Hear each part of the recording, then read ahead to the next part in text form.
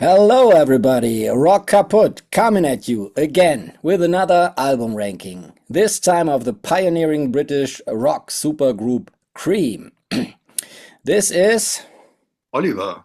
and I am Alex. And yeah, I will give you a short biography of Cream if you don't know them. Cream formed in 1966 and they are widely regarded as one of the first supergroups in music history. So, all members were and are very accomplished musicians already before they started the band, and they were virtuosos on their instruments. So, that was pretty new to pop music. The band consisted, of course, of guitarist Eric Clapton, bassist and vocalist Jack Bruce, and drummer Ginger Baker. And yeah, they were called a supergroup because they were in the Yardbirds before. Clapton and Bruce played there. They were in John Mayall and the Blues Breakers, and the Graham Bond organization. So yeah, they were blending blues, rock, and psychedelic influences and pushed the boundaries of pop and rock music with long improvisations. And their chops on their instruments were really impressive. And their sound was both raw and but also sophisticated. And they were kind of laying the groundwork for what would later emerge in the early 70s for hard rock and also progressive rock that followed a little bit later. But they were not active very long, only for a bit longer than 2 years. But they achieved massive success in this time, and they left a lasting legacy before disbanding in 1968 because they were fighting all the time. They had three big egos. They were too big for Cream. And they were later reuniting briefly for special performances decades afterward. They still hated each other, but still those performances could take place, which was really impressive to me because they hated themselves so much. And they released only 4 albums while they were active. And now we will rank them, starting with Oliver with his number 4, and we take turns Yeah, after every album. okay. So if you liked it so far, please hit like, Oh, yes. subscribe to our channel, and be ready to comment on our newest video. So tell us if you like Cream, whatever, but now let's get into it.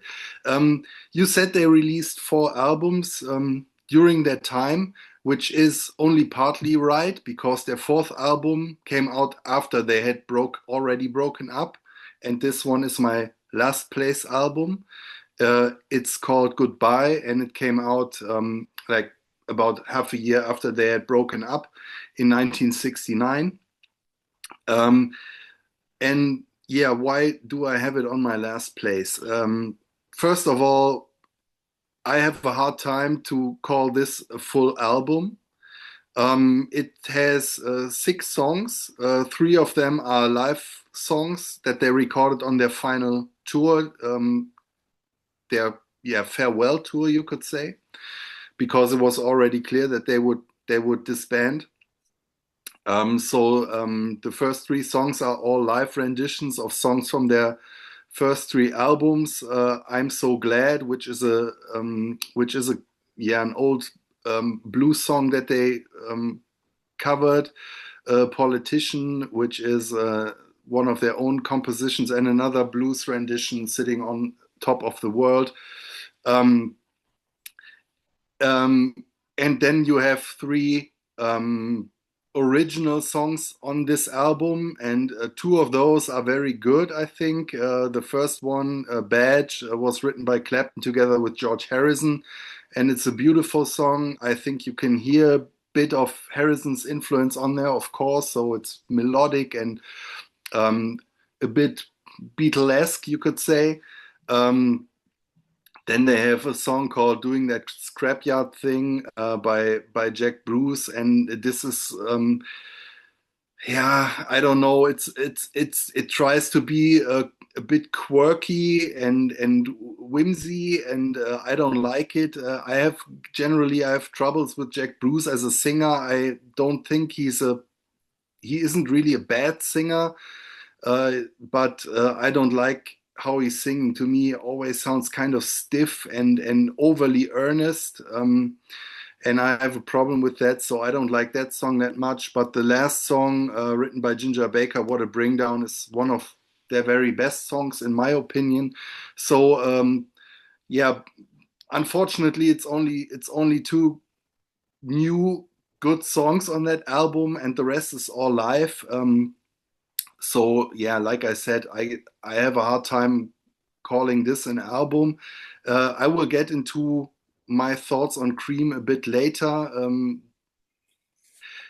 Just one thing on the cover. Um, I heard that when they recorded these three new songs, they were never together in the studio because at that point they hated each other so much that they couldn't stand being in each other's presence. So each of those three songs was written by one of them, and so they recorded these songs apart from each other. And then when you look at the cover of that album, they are wearing these kind of Las Vegas costumes, glittery tuxedos and top hats, and they're doing this pose like in the Roaring Twenties, you know. And to me, it's supposed to be funny, but then you know about the history of the band, that these three guys hated each other, and then I don't think that one thing I don't hear in their music, and that's maybe my problem, is fun. Um, I guess they had fun playing their instruments and improvising these songs, but to me, they always come off as a bit pretentious. And when they're trying to be funny, like on that cover, or they have a couple of quirky songs, it always, to me, it seems fake and forced. And so I have a problem with that. But enough for now. Goodbye is my Last Place album. Okay. Yeah, I think I totally understand that what you just said, because their relationship was so toxic. I think one of the reasons they stayed together was that they really respected themselves as musicians. That was probably the only reason. Yeah, yeah, and I mean they. It's funny because Jack Bruce and Ginger Baker played together in that band you mentioned In the before, Graham Bond organization. right? And Ginger Baker kicked Jack Bruce out before, Yes. and then a couple of months later they reunited in Cream, and Eric Clapton also played with Ginger Baker again in Blind Faith. So they were kind of, they hated each other, but they couldn't do without each other too. So yeah, weird, just weird. Yeah. I think Ginger Baker and Jack Bruce hated each other the most, and Yeah, Eric Clapton got kind of in between. yeah. I guess he was pretty annoyed by them later on. Yes. So, okay, so let's get it on with my number four, and it is Wheels of Fire from 1968.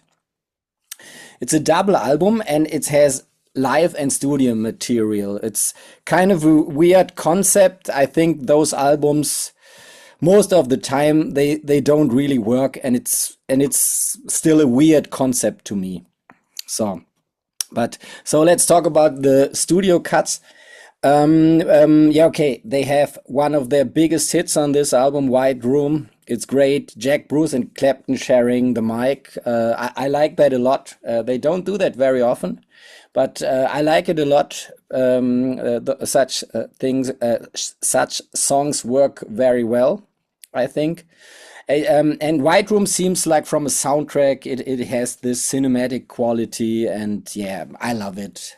You probably know it. It's their most famous song, probably. Then another song I like from this album is "As You Said," sung by Jack Bruce.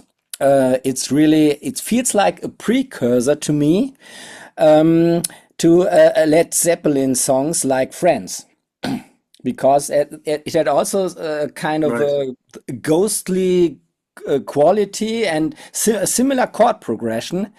And I mean, Led Zeppelin took over the torch from Cream anyway with this blues-based riffy songs, and but they also took over the torch on the acoustic side when you listen to this song. So I kind of and I really don't get why they didn't use Jack's falsetto on this one. I think that would have been perfect. I like Jack Bruce a lot as a singer. I think he's great. I think especially his falsetto and his soulful vocals.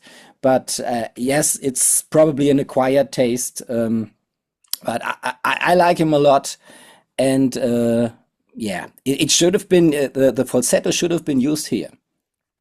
So yeah, then another good song is "Deserted Cities of the Heart," again sung by Jack, and a good solo by Eric. And I also like Politician a lot, but the version on Goodbye you mentioned before is much better. It's got a great groove and a great riff. I really love that. But I think this song could have benefited from a second part. I think it gets a little dull after a while because they play this part all the time. And yeah, I think the riff is great, but it deserves a kind of a second part, this song.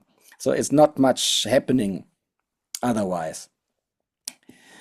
Okay, then yeah, I don't really like I'm not really much of a blues guy. I don't like this relaxed blues songs like "Sitting on Top of the World."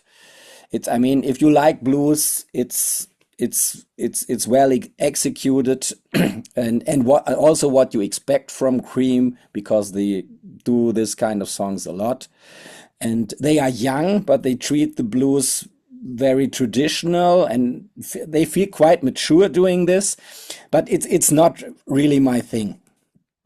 So yeah. Yeah, Pressed Red and War Talk by Baker, these jokey storytelling songs. I don't like those Ginza songs at all. They really annoy me. Would skip them whenever they start. So that's not really something I want from Cream. And he also does such songs later when he joined the Masters of Reality. They have also such Ginger Baker storytelling, boring storytelling songs. I don't like them either. So, okay, let's go to the live side. They have 4 songs, very, very long jams. Crossroads is one of their live staples. It's very good. It's not really one of my favorite Cream songs, but other Cream's fans love this one, and it's certainly a great Clapton solo on this. But I don't need a 16-minute version of it. Then Spoon. A Spoonful. Spoonful, yeah, is following. Which is actually one of my favorite Cream songs, and it's very good, and it's a great vocal performance by Jack. I think his soulful voice is really perfect on this one. I also like the studio cut on Fresh Cream, but I really don't need 16 minutes of this still. That's really not for me. And both other tracks are not for me. There's on Train Time, there's a harmonica soloing by Jack Bruce all the time. I don't like harmonica anyway, and I don't want to listen to this for 16 minutes. And Toad, the drum solo for 16 minutes, Ginger Baker, I don't need that really. I don't know who needs this. So so but yeah. So people wanted to have a live Cream record. Here it is. But yeah, to me, when I listen to a live version, I want to hear the song. They can jam a little bit, but not that long. That's not for me. Some people love this stuff, but I'm not such a kind of person. So as a conclusion for the album, I talked a little bit too long on this because I don't like it that much. It's kind of a big mixed bag with a lot of tracks I don't care for. but it still contains great material. But like all their albums, I think they have great songs on all albums. But this shouldn't have been a double album. Maybe they should have left the live stuff out, in my opinion. But still, some of the studio tracks, it was kind of an improvement in the studios. They got a little bit better. The production was very good, but this is still my least favorite Cream album. Okay, so my number three album is their debut from 1966 called Fresh Cream. And yeah, this album is a little bit different than what came afterwards and the albums we already talked about, because I think on their it's kind of split between original compositions, which are mainly on the first album side, and cover versions of blues classics. Mostly on the second side of this album. And their own compositions are, they are pretty short songs, and they're more in line with, yeah, 60s psych and beat music. So they are pretty upbeat most of the time, melodic, yeah, of course they are still jammy and yeah, but this is like 60s pop music, I would call it. And yeah, the thing is, I don't like these songs too much. We have two different versions in the UK and in the USA. In the USA, this album starts off with I Feel Free, which I think is a better opener than the original NSU. Still, I don't care for both of these too much. Then there's a song, Sleepy Time Time, that Jack Bruce wrote together with his wife, or his girlfriend at the time, Janet Godfrey. And it's kind of they are trying some kind of an contemporary blues, you could say. It's okay, but nothing that excites me too much. Dreaming, I don't like at all. You said you like the falsetto of Jack Bruce. I don't care for it. I don't like it. Um, Sweet Wine, yeah, it's okay.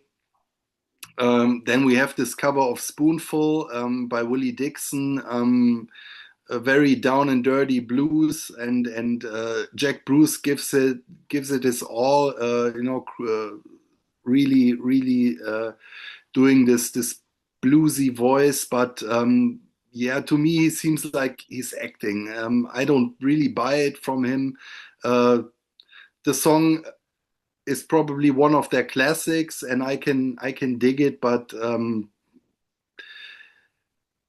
you probably already noticed Cream is not exactly my band, and that goes on for the second side of this album with all these blues covers. Um, some are okay, like Cat Squirrel, Four Until Late, which is sung by Eric Clapton, Rollin' and Tumblin', and I'm So Glad. I don't care for those at all. Then we have this 5 minute drum solo by Ginger Baker, which, if you're a drum nerd, is obviously pretty impressive. But do I need 5 minutes of drum solo? Probably rather not. Yeah, so my whole thing with Cream is that they are pretty good at this jamming thing, and they have chops on their instruments, no doubt about that. I think they do a good job covering these blues classics. But are they really good songwriters? I think they are lacking in this department. When I don't know when I first heard about Cream, but when I heard about Cream, it was always um, people talking about this their legendary status and their chops as musicians, and I seldomly heard anyone talk about their albums. And while their albums are certainly regarded by rock critics. Um, you won't find them in any top 10 or top 20s lists or something like that, or maybe even top 50, because I think their talents didn't really translate to the album format. So yeah, with Fresh Cream they just started, and it's not a bad album. You can, to me, this is kind of, and I already said that when we did the Stooges, I think to me this is kind of ambient music. It's this kind of very typical 60s sound that I sometimes like. Um, and they're doing an okay version of that that doesn't really annoy me. But would I pick it out and say, now I'm listening to the debut album by Cream? No. So, but at least it's an album, unlike Goodbye. So this is my number three. Okay, my number three is Goodbye. I mean, I agree with a lot of what you said before. This is their last posthumously released album, has a horrible album cover. So they could not release a proper live album because they did not have enough tracks. That's why they kind of released this zombie version with three live cuts and three studio cuts. And it was recorded in the Forum in LA, and the studio tracks were recorded after they had decided to split up. And surprisingly, the studio tracks turned out to be pretty good. So I think the live tracks here are really great. Much better than the live versions, in my opinion, on also different songs. On Wheels of Fire, a 9-minute version of I'm So Glad, which is pretty kick-ass. On that one, I don't think on the top of my head, can't think of a more impressive Eric Clapton solo than this one. So it's really cool. It's a kick-ass version and a great bass sound. So this is really, if you want to hear them jam, I think this would be a good example. But I mean, it's not my favorite song, but it's a fast song, and they are jamming on a fast song. That's really cool. I'm really someone, I don't say such things very often. Oh yeah, they play 9 minutes long and they are jamming. I love it. I'm not really that kind of person, but this track is really cool. And yeah, Politician, I mentioned this before. This version is much better than the studio version. It's also pretty cool. And yeah, a cool live version. Then also the Sitting on Top of the World version is better than the studio version, but still not my cup of tea because it's a slow, boring blues. And the studio tracks are really good. They're well written and very sophisticated pop songs, in my opinion. Batch, written by George Harrison, he also plays on it, I think. Totally sounds like a George Harrison song to me. Maybe he wrote this song. No, I think probably Eric also wrote a little bit. It's a very cool song. It doesn't really sound much like Cream to me. It really sounds a lot like George Harrison with Eric Clapton singing. And I don't really like doing that scrapyard thing. It's a jokey song. It's the weakest track on this one. And I love What a Bring Down, and I totally agree with you. This is clearly the best track on this album. Great singing by Jack Bruce. And so this is kind of a very good album. I would say, and I had kind of problems to rank this. But I think adding some live versions of, one was even a hit single, feels like cheating to me on a newly released album. And to compare this with another proper album, if you just add an old hit single, this has kind of a odds and sods compilation feel to me, this album. Even though it's very good, and the live versions are, at this point, I think it was the best live stuff they had released. Later on, they released more live concerts. But this is not really an album experience at all. Yeah, it feels like two EPs, one live EP and one studio EP. So I could not place this higher. So that's my number three. Okay. So going on to my number two, and that is Disraeli Gears from 1967. Starts off really, really good. Strange Brew, sung by Eric Clapton. He's also doing a falsetto in that song, and I think it sounds better than Jack Bruce's. I like his singing on this song. Um, I can't believe it. Okay. cool song to me. Sunshine of Your Love. You already mentioned White Room as probably their most favorite. Sunshine of the Love of Your Love would be another candidate.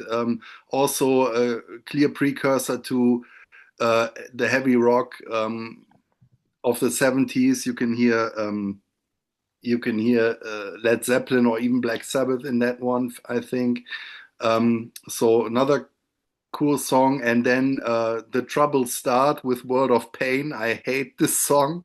Uh, uh, I mean, I like the chorus sung by Eric, but the verses by Jack Bruce are horrible. It to me it also sounds like almost like a parody of itself with this. There's a there's a tree outside of my window, and this kind of, yeah, world of pain. He's singing about the state of the world, and it's all symbolized in that tree in front of his window. So yeah, I might be coming across like some ignorant, but that's hippie crap to me. I can't say it any different. So I don't like that one at all. Dance the Night Away is a good song. I like that one. Then we have Blue Condition, with this another one of those Ginger Baker songs. It's not really that bad, but I don't like it. Um, yeah, Tales of Brave Ulysses is okay. It's also one of their more popular songs. Uh, I read that White Room almost follows the same chord progressions. I don't, I haven't noticed that one, but if all the critics are saying it, that it must be right. It's okay, but not too memorable. Then we have a song with the weird title, "She Walks Like a Bearded Rainbow." Um, okay, also not really my cup of tea. We're Going Wrong. I think I like that one. Outside Woman Blues, another cover version sung by Clapton. An okay blues track. Uh, Take It Back is another jammy bluesy song that doesn't bother me too much. And then it ends with Mother's Lament, and I hated that one. It's another jokey track. I always, when I listened to it for the first time, I thought, are these Monty Python guesting on a Cream album? And yeah, like I said in the beginning, I don't think these jokey songs really fit to them, at least not to my impression of the band. To me, this doesn't come across as natural because I don't see them as these funny guys. I don't know. Maybe that's my fault. And of course, I never saw them live, and they disbanded way before I was born. So what am I talking about? But to me, this doesn't really gel. Um, so yeah, that's my number two. Disraeli Gears from 1967. Also, the cover artwork, I don't know if I like that one. Pretty weird and very colorful, of course. Yeah,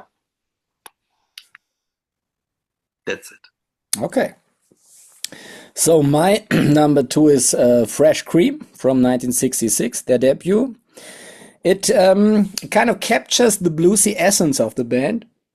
It's the pre-hard rock era. Yeah, they are still kind of pretty heavy for that time. For 1966, it's pretty heavy, but they have a different attitude. So the formula for the hard rock attitude wasn't there yet. But incredible musicianship right from the start. I mean, listen to those bass lines. That's just amazing. And Ginger Baker is also a great drummer. So, yeah, so right from the start, they established themselves as a ferocious power trio on almost every song. And even if the songs are not that great, the bass and the groove make up for it, in my opinion. And over the years, I love almost all the songs. I owned this album. I think I bought it when I was 18, I think. And I did not understand it and like it that much back then. But now I really love it. So almost all the tracks. I don't like Rollin' and Tumblin' because of the excessive harmonica playing. That's not really for me. But I love, I think, Spoonful. I'm talking about the British version without I'm So Glad. And the blues cover of Spoonful is, to me, the best song on the album. Great soloing by Eric with feedback and echo. And especially for 1966, it's really awesome. And I think the vocal performance by Jack Bruce here is really stunning. I think to me, it totally works. I think his performance is very soulful, and I totally believe him. I think he's really he's my favorite musician in the band, because he's an amazing bass player, and also a really good singer. So because I think he's very soulful, and he wears his heart on his sleeve. It's a very, it's a very, I don't know, it's a very cool performance by him. It doesn't feel acted to me at all. That's why I was a little bit surprised that it feels to you that he was acting. But I mean, that's the thing with voices. So yeah, of course. Yeah. So yeah, and you mentioned Dreaming. I can totally understand that you don't like this song. And I did not like it back then. So and it's a total uncool thing to do something like this from today's perspective, because the rules of rock were kind of not written, and Cream, and that was maybe not a good move by them, but it was kind of the time. I think Cream tried really to tick all check boxes. Yeah, we have to write such a song and also such a song. Yeah, and now we need such a pop number. Yeah, and they wrote a song like Dreaming. So which is a little bit weird for this album. But yeah, over the time it kind of fit in, and I like it. So, but I totally understand if one might think this is totally out of place. Yeah, and on I Feel Free, written by Jack Bruce and the poet Pete Brown, you can hear Bruce's amazing falsetto. Yeah, yeah, I really like this album a lot. So it's their bluesy startup period, and I think it's really cool and amazing. You have to turn it up or listen to one of the re-releases of this one that has been how do you call it, remastered, to hear everything properly. On this album, I think you can hear the jamminess of them, but in a compact version, so it's not too long, and they captured it in the studio, so it's kind of jammy, and it also works as songs, and I really like this and it's also a cohesive album, unlike Goodbye and unlike Wheels of Fire. Fire. Yeah, which are a total mess. Feels like a puzzle where the pieces don't fit together.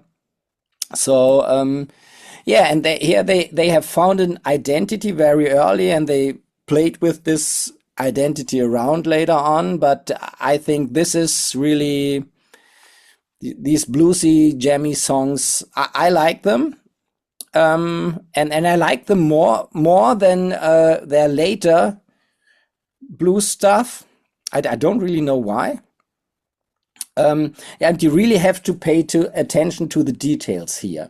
So I think, yeah, I really like this album a lot. Yeah, and it has a lot of raw energy, unlike the studio cuts on the later albums.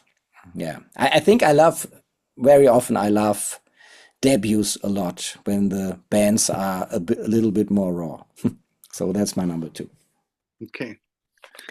Yeah, and we have the funny occurrence again that your last place album is my first place album. So Did on we top have of, this before? I think so. I think we did maybe, or but it was in one of the rankings. I think we had a case Yeah, like I had maybe it it in was it. not Yeah, between us, but I remember it, but it is an unreleased episode. I won't say it. okay, okay. Yeah, so yeah, Wheels of Fire is my number one. I just checked it again. I could also make the case for Disraeli Gears on number one, but I think why I chose this one above the other one is that with White Room, my favorite Cream song is on here. And then I think that kind of splitting this one, it's a double LP as you already mentioned, and splitting it into this studio half and a live album just is what this band. I mean, this band, like I said before, to me, it's not an album band. Um, they belong on stage, and so I think this is the best compromise. Of if you want to know what Cream is about, I think you would have to know their live stuff and all these jamming excesses, and there are 50-minute drum solos and 8-minute guitar solos. So yeah, this one is probably in their catalog to me the best representation of what the band is. So um, yeah, we have White Room. I mentioned that one. I like Sitting on Top of the World. I think it's one of their best blues covers. Um, Passing the Time to me is kind of an annoying song because I really like. There's this. It starts and ends very mellow. Then the tempo picks up, and we have a very annoying. It's not really singing. It's Jack Bruce is like talking over this fast percussive part, but then he stops, and then it's just a very driving instrumental for I don't know 30 seconds, a minute. I don't know. It's not that long, and I love that. This part, I love that one, but yeah, they fuck it up with all the rest. Drives me crazy. As you said, it's beautiful. Thank you for mentioning the parallels to Led Zeppelin because I was thinking, what does it remind me of? And I couldn't place it, but of course you're right. Yeah, Press Red and Warthog, trash, don't need it. Politician is one of their, um, uh, yeah, their attempts at an original blues, and I think they succeed. Um, Born Under a Bad Sign is another cover version. Deserted Cities of the Heart is another good one. Those Were the Days. I don't have that one in my ear right now. Can't remember it. I think it didn't annoy me, so it might probably was okay. Um, yeah, and I agree. Basically, I agree on your commentary to of the live takes and yeah, Toad, 60-minute drum solo. When you listen to it, the people in the audience were going crazy. They seemed to enjoy this kind of stuff back then. I guess it was the drugs. Um, but I think that's what this band was all about. And like I said, don't think that their talents really translated to greatness, to great albums. You can hear what they were capable of. You have good songs here and there, but over the full length, it never really worked for me. There was always very annoying stuff or generic stuff, things what they maybe played better than others. But like I said in our Doors episode, with blues, I like that kind of music, but to me, there's not really. Yeah, you may play it more technically proficient, but that's not what blues is about. So it doesn't really matter if one performs it like Cream or does a simpler version. It's still the blues to me, and that isn't music that's going to blow me away. So yeah, and interesting thing I wanted um, to say that for my save that one for my finish basically in that Eric Clapton documentary I just watched. They were talking about the end of Cream, and of course, you mentioned they were fighting, and especially Ginger Baker and Jack Bruce hated each other or supposedly hated each other. And Eric Clapton was annoyed by them, always fighting. And but there was another thing because in the late '60s, he heard the album by the band by Bob Dylan's backing band that went on to do their own albums. And when he listened to that, he saw that with Cream he was kind of on the wrong track. He saw that what music is about are songs, soulful songs and concise songs and short songs with heart and emotions, and not standing on stage and everybody gets a 6 minute jerk off solo, right? Um, and this is exactly what I feel about the Cream about Cream. It's that they have their place in music history. Of course, they were very influential and important in that regard. But the bands that came afterwards were so much better, in my opinion. Yeah, that's my take on Cream. Okay. So my number one, you already know it, is Disraeli Gears from 1967. So their switch from blues to total switch to psychedelic music. And just a little side note. I read Ahmet Ertegun, the owner of Atlantic Record. He loved the band and he believed Clapton was the leader and should sing on all the songs. And the band, of course, hated this, and they did not do it, of course. And Clapton was far from being the leader. Yeah, and a band like Cream had no real leader. They had kind of three leaders. They had really such big egos. Look down on Led Zeppelin later on, and which says a lot. I mean, they had the musical chops to kind of look a little bit down, but still, it's really, it says a lot, I think. So yeah, but back to the album, Disraeli Gears. I think the songwriting here is stellar on many songs. So some songs have kind of an otherworldly quality to me, which is brilliant. This ghostly singing of Jack Bruce, I think they capture here something. I mean, Jack Bruce, I said it before, he's a phenomenal musician in my opinion, and also a singer, very powerful and soulful. I totally connect with him most of the time.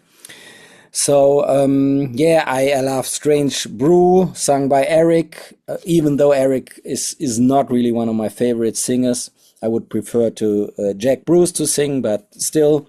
Sunshine of Your Love is, and they share vocals. It's a great song. It's a timeless classic. They're probably their best riff. I found it interesting what you said before, that it's also a kind of a foreshadowing of Sabbath. That I found pretty interesting, and you're totally right. It is. So that kind of riffing is a Yeah. foreshadowing. So I love Dance the Night Away. Hate Blue Condition, as you mentioned before.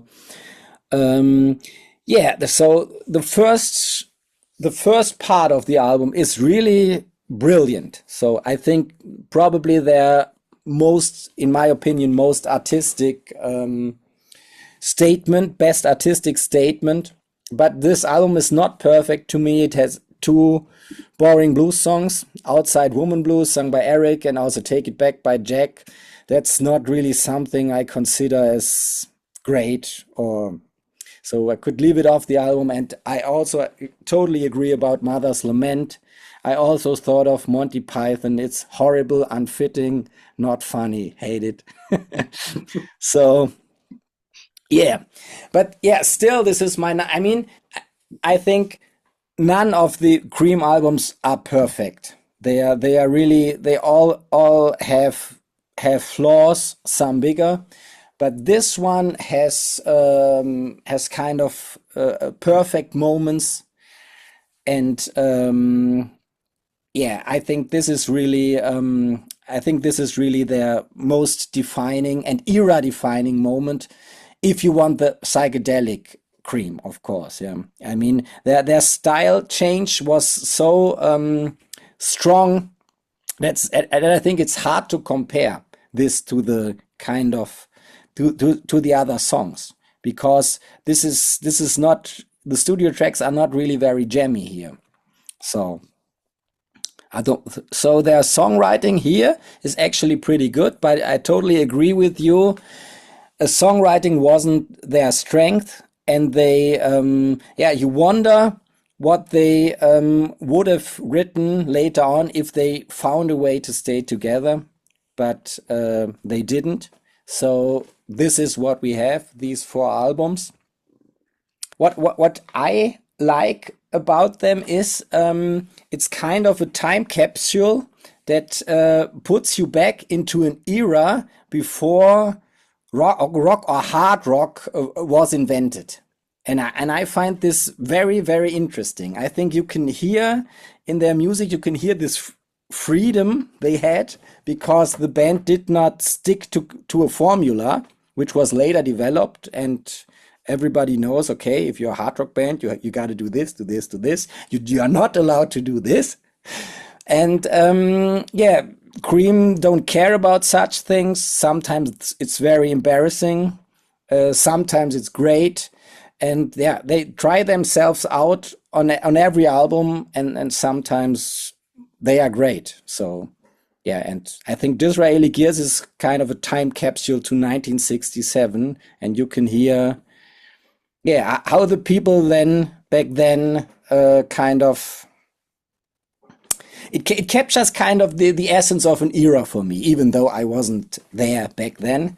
But that's what these are my thoughts when I listen to Cream. So Yeah. Yeah, totally understand it. mm, That's why I said that it's a bit like ambient music to me, because I can easily see myself putting on, I don't know, Disraeli Gears when, I don't know, I want to feel like I'm in the 60s or something like that. And I like this kind of sound as well. But to sit down and listen to that album is, yeah. Uh, but we grew up in a time when an album was already a coherent artistic statement, and that wasn't the case when Cream were around, or it just started to become the norm, right, with Beatles and stuff like that. So that their albums are kind of incoherent isn't that unusual for that time period, but um, yeah, I think they're an extreme case and I mean, Goodbye is a late one, but that is the most extreme case. You know, you have these three throwaway ditties and three live songs. On the other albums, you have own compositions which range from, you know, 60s pop to psych rock, and then you have these blues things thrown in. You have some joke songs. That's I don't know if they really knew what they wanted to be, or if they had a clear idea who they are, uh, other than these three guys who are very good at the instruments and like the blues. So strange. I don't know. But yeah, Mhm. Yeah, I don't think they really had a concept. It doesn't feel to me like that. I think they were, I mean, all of them were kind of session musicians. They came in, they were so good they could play with anybody. And yeah, I think they kind of improvised a lot, tried things out and recorded it. So no, yeah, and I mean they weren't around that long, huh? Like 2 years. Okay, no. back in those days, that was like 4 albums worth of time, basically. Yes. But yeah, I mean that's not really much time to find your voice, right, or your style. So No, no. And compare this to someone like Jimmy Page that had really a fleshed, I don't know, I think already on the first album he had a kind of a fleshed out vision who Led Zeppelin are. I yeah, and he don't was the think boss. Cream had that. Then he was the boss of that band, right? So Yes, they had a boss, and Cream had three bosses. yeah, Maybe that right. was the problem. Yeah, I heard. I think I already told you the story that. At one point, Eric Clapton was so annoyed with Ginger and Jack Bruce fighting that while they were bickering on stage, he just stopped playing, and they didn't notice it. Yeah. Yeah, it's Yeah, really funny. Yeah, that's really funny, yes. yeah, that's weird. And I have troubles to.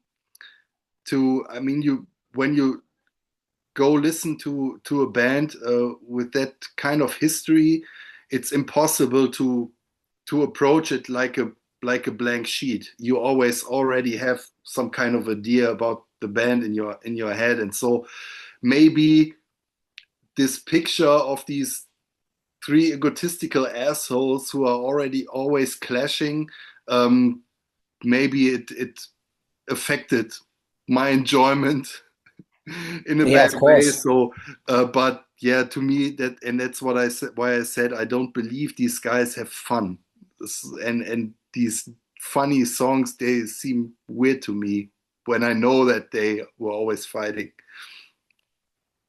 But yeah, the daughter of Ginger Baker, I think she just wrote a book about the history of Cream, where she collected a lot of notes and photographs and stuff like that. And she said it wasn't true that they were always fighting, but then you have so many people always telling that. I don't know. Hmm. I guess they sometimes had fun together, at least. Yeah, I guess so too. So it can't be that they fought all the time. So so